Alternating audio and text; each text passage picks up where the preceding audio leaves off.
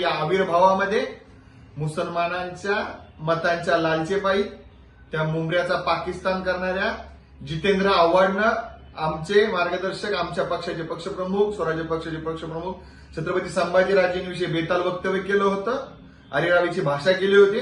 आमच्या पदाधिकाऱ्यांनी या जेतुद्दीनला मुंबईमध्ये फटकावण्याचा प्रयत्न केलेला आहे, याची गाडी फोडलेली आहे. हा जेतुद्दीन ढुंगणाला पाय लावून पळालेला आहे.